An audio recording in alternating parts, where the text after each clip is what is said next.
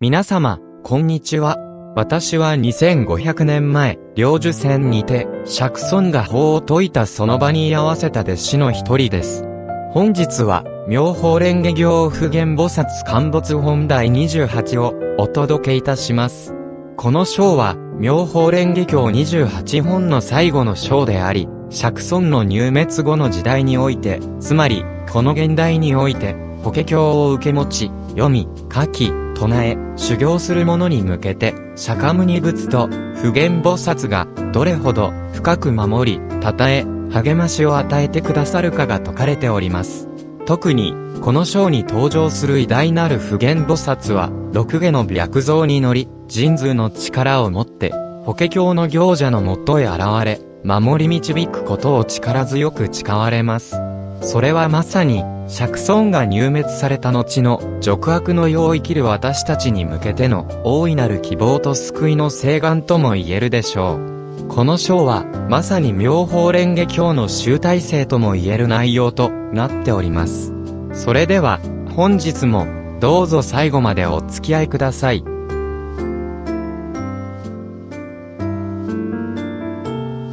その時、普賢菩薩は自由自在の神通力と広く知られた威厳ある徳の力をもって無量無辺なる数えきれないほどの多くの大菩薩たちと共に東の方角からやって来られました。普賢菩薩が通り過ぎるあらゆる国々は大地が震え動き、天からは宝の蓮華が降り注ぎ、無量なる百、千、万、億とも言えるほどの様々な美しい伎楽が奏でられました。また、無数の天の神々や、竜、夜叉、剣奪馬、アシュラ、カルラ、キンナラ、マゴラガといった様々な存在たちや、そして人間や、霊や妖精といった非人たちなど、多くの大衆たちが取り囲み、それぞれが威厳と神通力を表しながら、娑婆世界の領寿仙に至りました。そして、釈迦牟尼仏の御前にひれ伏し、頭を地につけて礼拝し、釈迦牟尼仏の周りを右回りに7度巡り歩いた後、釈迦牟尼仏に向かって、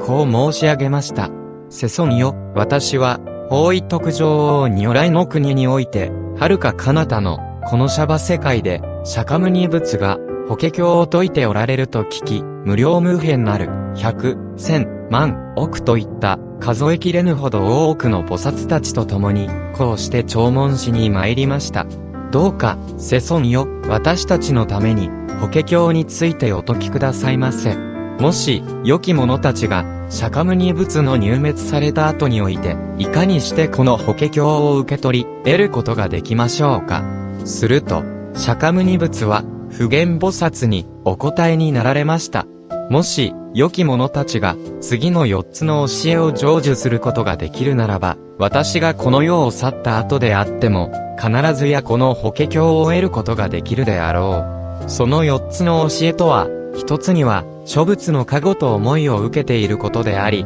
2つには、過去世から良き行いの根本を積み、育んできたことであり、3つには、真実の悟りに向かう、正しい定まりの境地、正成就に入っていることであり、そして4つには、あらゆる衆生を救おうという、慈悲の心を起こしていることである。良き者たちが、このように、4つの法をしっかりと成就しているならば、たとえ私が入滅した後の世であっても、必ずや、この法華経を手にし、受け取ることができるであろう。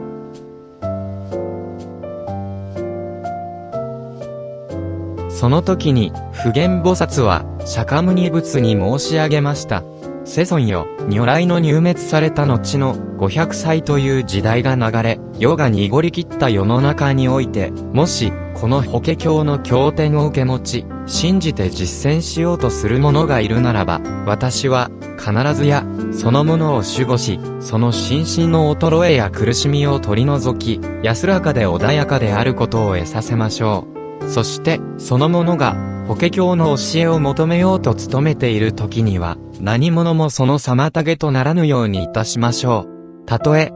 その者、魔の子、魔女、魔の眷属、あるいは、魔に取り憑かれたものであろうと、また、夜叉、羅刹、クバンダ、ビシャジャ、キシシャ、負担な、至らなどの多くの人々に害を与え、悩ますような存在たちであろうと、その誰一人として、法華経を受け持つ者に害を加える隙や機会を得ることはできぬでしょう。もし、この法華経を受け持つ者が歩いている時でも、またもし、立っている時でも、この経を読受したりしているならば、私は、その時において、6本の牙を持つ白象王に乗って、数多くの大菩薩たちと共に、その者のもとへ赴き、自ら、姿を現して、その者を供養し、守護し、その者の心を安らかにさせましょう。またこれらは、法華経そのものを供養するためでもあるのです。また、もしその者が、座って静かに、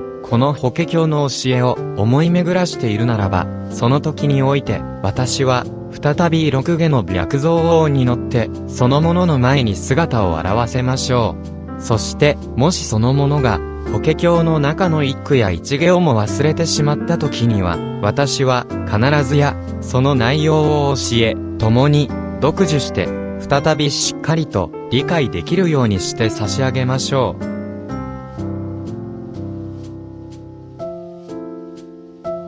その時に、法華経を受け持ち、読受している者は、私の姿を目にすることができ、それによって、非常に大きな歓喜なる心に包まれ、いよいよ修行に精進することができましょう。そして、私の姿を見たことが、縁となり、その者はすぐに、深い禅定の境地となる、三昧や、真理を保持する真珠の力、ダラニを得ることができましょう。それらのダラニは、仏の教えを自在に巡らし、転じて広めるダラニである。千ダラに、限りなく多くの仏の教えを自在に保持し、理解し、伝える能力を持つダラニである。百千万の苦戦ダラに、仏法の声を主情に合わせた方便によって、自在に表現し、伝える知恵の力を持つダラニである。法音方便ダラニなど、このような数々の神秘なる、ダラニの力を得ることになるのです。世尊よ、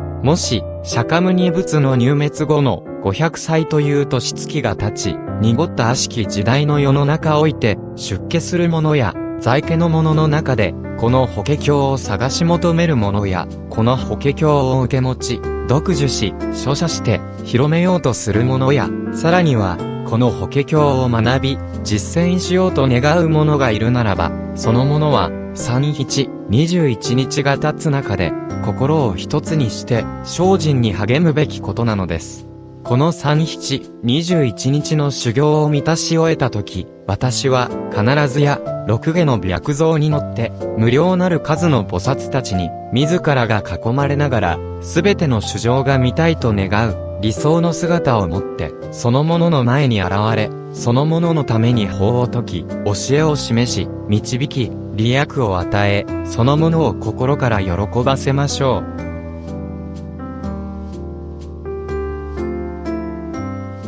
さらに私は、その修行をする者に、ダラニを授けましょう。このダラニの力を得ることによって、非人といった人間ではない霊的存在たちは、その修行を破壊するようなことを、決して起こさぬようになりましょう。また、女人の誘惑に、心を乱されることもなくなりましょう。そして私は、自らの身をもって、常にそのものを守り続けるのです。どうか、世尊よ、この私のダラニを説くことを、今ここでお聞き召しくださいませ。すると、普賢菩薩は、釈迦牟尼仏の前で、ダラニの真珠を説いて申し上げました。阿丹大、丹田波大、丹田波定、丹田クシャレイ、丹田シュダレイ、シュダレイ、シュダラ波定、ブッダハセンネー、サルバダラニアバタニ、サルババシャアバタニ、シュアバタニ、ソーキャバリシャニ、ソーギャネギャダニ、アソーギ、ソーギャバギャダイ、テレアダソーギャトリャ、アラテーハラテー、サルバソーギャサンマジキャランダイ、サルバダルマシュハリセッテー、サルバサッタルダキョウシャリャアトゲダイ、シンナビキリ大帝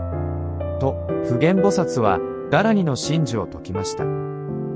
世尊よ、もし、ある菩薩が、このダラニを聞く機会に恵まれたならば、その者は、こう理解すべきなのです。これはすべて、普賢菩薩の神通力の働きによるものだと。また、もし誰かが、このシャバ世界において、法華経を行事、受け持とうとするならば、心の中でこう思うべきなのです。この私の信行も、すべては、普賢菩薩の威徳、霊力による、守護のおかげなのだと。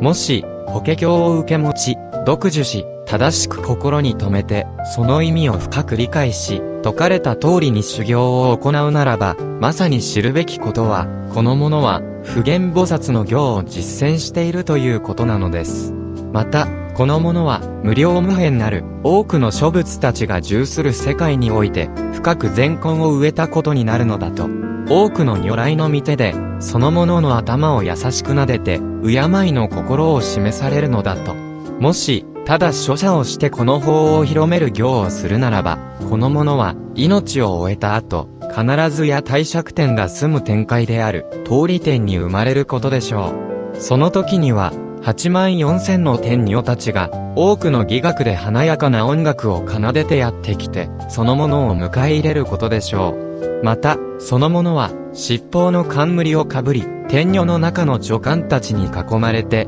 楽しく心からの喜びに浸ることでしょう。ましてや、法華経の書写の行だけでなく、受持し、読受し、正しく心に留めて、その意味を理解し、説かれた通りに修行するならば、これはいかに尊く、素晴らしいことでしょうか。もしある人が、法華経を受持し、読受し、その意味を正しく理解するならば、その人が明住したとき、千の如来の手によって守られ、恐怖に怯えることなく、地獄や餓鬼などの悪い世界といった悪種に落ちることもないように守られましょう。その後すぐに、兜率天にいる弥勒菩薩のもとへと往生するでしょう。弥勒菩薩は、32の層を備え、多くの大菩薩たちに囲まれておられます。また、100、1000、万、億という、数えきれぬほど多くの天女や眷属たちもいて、その中で生まれ変わるのです。このような功徳と利益が、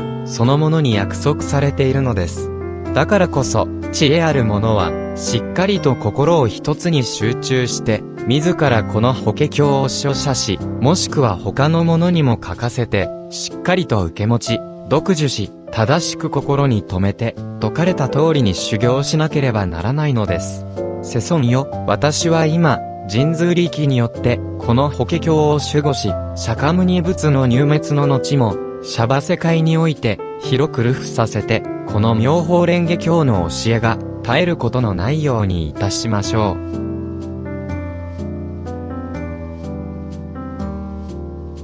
その時、釈迦牟尼仏は、普賢菩薩を称えて言われました。素晴らしい、素晴らしいぞ、普賢よ。そなたは、しっかりとこの法華経を守り、助け、多くの衆生たちに、安らぎと利益を与えようとしている。そなたはすでに、計り知れぬ功徳と、偉大なる慈悲の心を成就しておるのだ。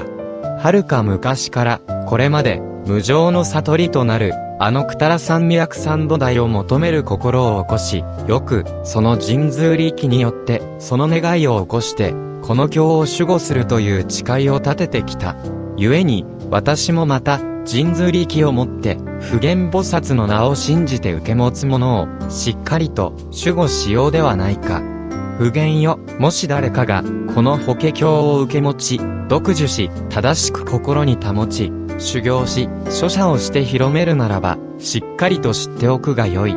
この者は、すぐに私、釈迦牟尼仏の姿を見るであろう。それは、まるで、私の口から、直接この経典を聞いているかのようであろう。また、よく知っておくがよい。この者は、釈迦牟尼仏を敬い、供養するであろう。また、よく知っておくがよい。この者は、釈迦牟尼仏から賛嘆されるであろう。また、よく知っておくがよい。この者は、釈迦牟尼仏の手によって、その者の頭を優しく撫でられることを得るであろう。また、よく知っておくがよい。この者は、釈迦牟尼仏の衣によって、その身を覆われるような加護を受けるのだと。このように、法華経を実践する者は、世間の快楽に、心を奪われることはないのだ。異教の経典や文字に興味を持ったり、それを好むようなこともないのだ。また、法華経を実践する者は、進んでその者や、その他の悪しき者たちや、動物の命を奪う仕事に従事する者たちであるとじとは、親しく交わるようなことはないのだ。例えば、動物を殺める、屠殺業の者や、豚、羊、鳥、犬などを飼育して、食とする者、あるいは、狩猟を生業とする者、さらには、色欲を商売として、人に売るようなものなどには、親しく交わることもないのだ。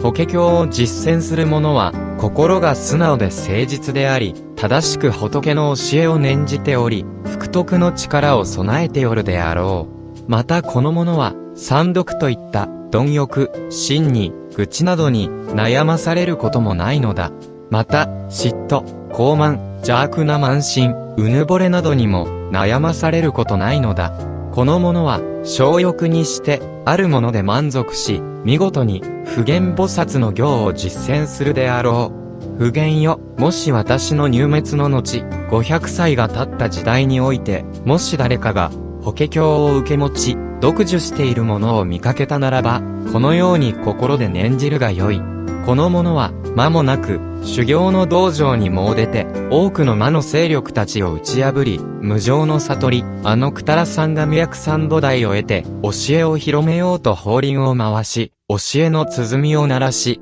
教えの羅外を吹いて、教えの雨を世に降らせるだろう。それは、まさに、天の神々や人々、多くの大衆たちの中で、獅子座の上に座して、大いなる同志となるであろう。普賢よ、もし私の入滅の後の世において、この法華経を受け持ち、読受しようとする者がいれば、この者は、衣服や寝具、飲食や生活に必要なものなどに、執着して貪ることはないであろう。その者の願いと誓いは、虚しく終わることはないのだ。また現世においても、しっかりとその福徳の報いを得るであろう。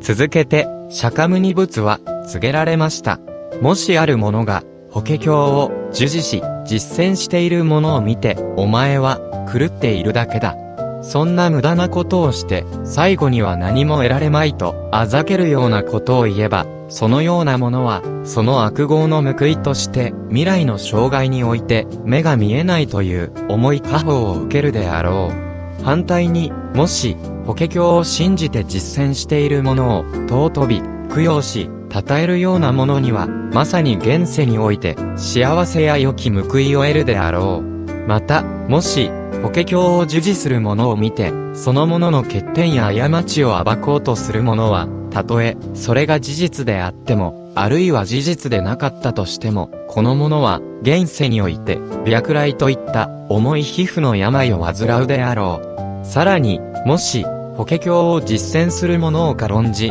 あざけり笑うような者は、未来の生涯において、歯がまばらで欠け、唇は曲がり、鼻は潰れ、手足はねじれ、目は斜めにずれ、体からは悪臭を放ち、腫れ物や脳血が出る病、腹水、息苦しさなど、様々な重く苦しい病を必ずや背負うことになるであろう。だからこそ、普賢よ、もし、この法華経を受け持つ者を見かけたならば、必ずや、立ち上がって、遠くからでも迎えに行き、まさに仏を敬うように、その者を敬うようにするがよい。釈迦牟尼仏が、この、普賢菩薩陥没本を、お説きになられたとき、ガンジス川の砂の数ほどにも及ぶ、無量無辺なる多くの菩薩たちが、100、1000、万、億という、数えきれぬほど多くの堕落を得て、さらに、3000大千世界という、この広大な宇宙の微塵ほどに存在する、多くの菩薩たちが、この最高の菩薩道である、普賢菩薩の行を、完全に身につけることができたのでした。そして、釈迦牟尼仏が、この法華経を、お説きになられたとき、普賢菩薩をはじめとする多くの菩薩たちや、舍利仏などの多くの聖門たち、また、天の神々や、竜、人間、霊や妖精といった非人の存在たちも含め、すべてのこの大きな法会の場に集った者たちは、皆、大いなる歓喜に包まれ、釈迦牟尼仏の言葉を心から受け止め、それぞれ感動を胸に、喜びのうちに、礼をなして、その場を後にし、この妙法蓮華経は、大いなる歓喜に満ち溢れながら、幕を閉じたのでした。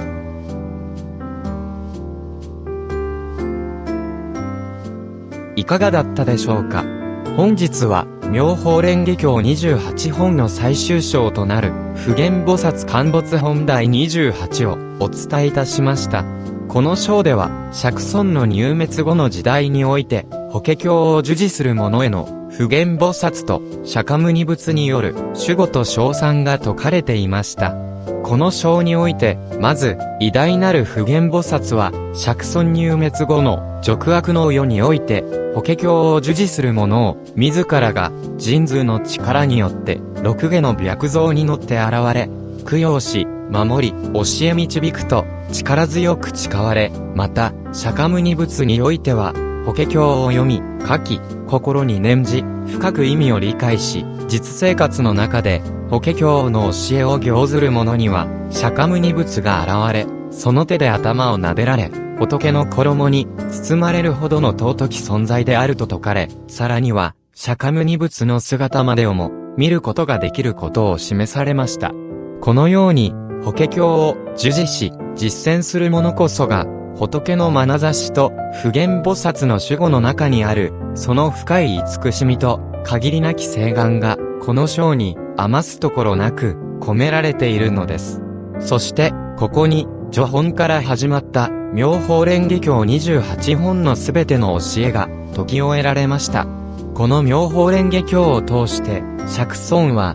くたら三脈三土台の心を起こし、と、たびたび出てまいりますが、これは、無常の悟り、つまり、仏となる心を起こす、という意味であり、まさに、この妙法蓮華経の真理、一仏上という、私たち自身が、仏となる心を起こす必要があるという点にあります。私たちは、私たちが信じる宗派、宗教環境において、ついつい死や祖に対して頭を下げすぎてしまいがちです。この尊き妙法蓮華経に導いてくださった死や祖に対しての感謝の気持ちは忘れないでください。ですが、それ以上に大切なことは、私たち自身が仏となる気持ちを起こすことが最も大切なのです。私たちが生きる、この時代は、妙法蓮華経28本の中でも、釈尊が説かれているように、末法、俗悪の世であるかもしれません。ですが、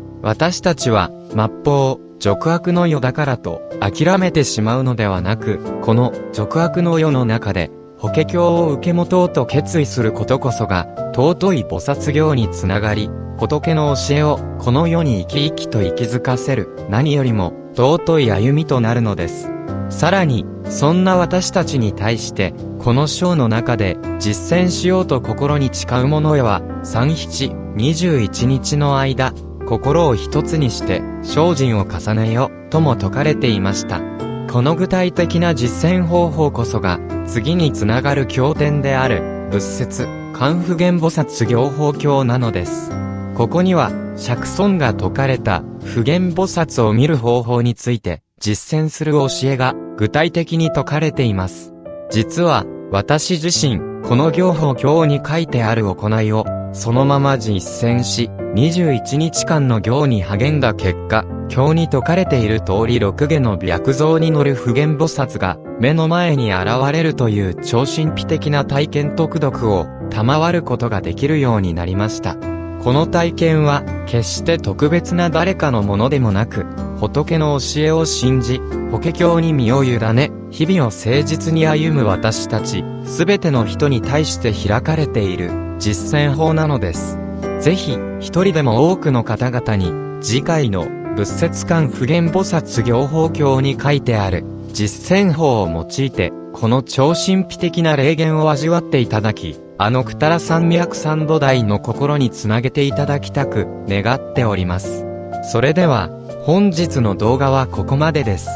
今回は、妙法蓮華経の普賢菩薩陥没本第28についてお話ししました。次回は、仏説観普賢菩薩行法経の深い教えについてお話しします。もしこの動画が皆様の心に響いたら、ぜひ、チャンネル登録といいねボタンを押していただき、この動画をあなたの周りの方にお勧めされることも、釈尊が求める仏の道、大乗の道にもつながることでしょう。皆様の感想もコメントでお寄せください。次回も、釈尊の教えをわかりやすくお伝えします。それでは、またお会いしましょう。南無妙法蓮華経。